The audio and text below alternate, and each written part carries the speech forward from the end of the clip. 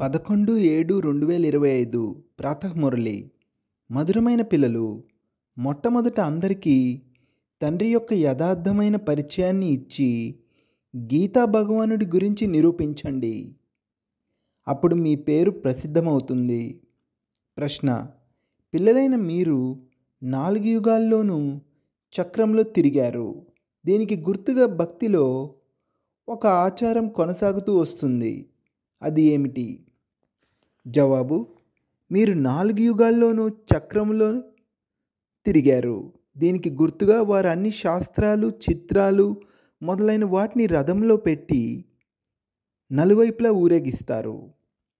ఆ తర్వాత ఇంట్లోకి తీసుకువచ్చి పడుకోబెడతారు. మీరు బ్రాహ్మణులుగా, దేవతలుగా, క్షత్రియులుగా అవుతారు. ఈ చక్రానికి గుర్తుగా వారు ఆ రథాన్ని అలా ఊరేగిస్తారు. ఇది కూడా ఒక ఆచారము.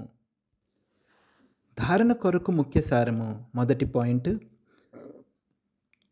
మమ్మల్ని భగవంతుడు చదివిస్తున్నారు అని సదా ఇదే నషాలో మరియు సంతోషంలో ఉండాలి. ఏ విషయంలోనూ సంశయబుద్ధి కలవారిగా అవ్వకూడదు. శుద్ధ అహంకారమును ఉంచుకోవాలి. రెండో పాయింట్: సూక్ష్మమతనము యొక్క విషయాలలో ఎక్కువ అభిరుచిని ఉంచుకోకూడదు. ఆత్మను సతోప్రధానంగా తయారు చేసుకునేందుకు పూర్తి పురుషార్థము చేయాలి. పరస్పరం చర్చించుకొని సలహాలు తీసి అందరికీ తండ్రి యొక్క యథార్థ పరిచయాన్ని ఇవ్వాలి. వరదానము: పాస్ విత్ ఆనర్గా అయ్యేందుకు పురుషార్థం యొక్క వేగాన్ని తీవ్రతరముగా మరియు బ్రేక్ను శక్తిశాలిగా ఉంచుకునే యథార్థ యోగి భవ. వర్తమాన సమయమనుసారంగా పురుషార్థం యొక్క వేగము తీవ్రతరముగా మరియు బ్రేక్ శక్తిశాలిగా ఉండాలి. అప్పుడే అంతిమంలో పాస్ విత్ ఆనర్గా అవ్వగలుగుతారు. ఎందుకంటే ఆ సమయంలోని పరిస్థితులు బుద్ధిలో అనేక సంకల్పాలను తీసుకువచ్చేవిగా ఉంటాయి. ఆ సమయంలో అన్ని సంకల్పాలకు అతీతముగా ఏక సంకల్పంలో స్థితులయ్యే అభ్యాసం కావాలి.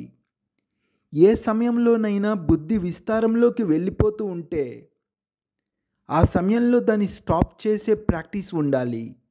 స్టాప్ చేయగానే స్టాప్ అయిపోవాలి.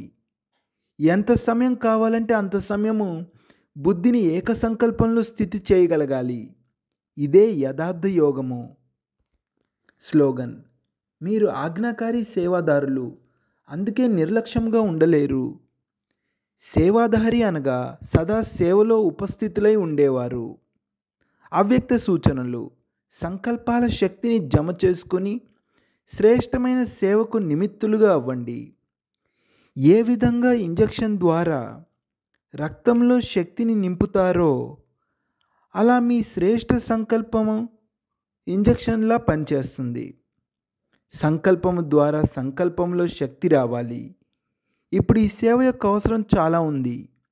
స్వయం యొక్క రక్షణ కొరకు కూడా శుభమైన మరియు శ్రేష్టమైన సంకల్పాల శక్తిని మరియు నిర్భయతా శక్తిని జమ చేసుకోండి. అప్పుడే అంతిమము చక్కగా ఉంటుంది మరియు అనంతమైన కార్యంలో సహయోగులుగా అయ్యి అనంతమైన విశ్వరాజ్యాధికారులుగా అవ్వగలుగుతారు. ఓం శాంతి.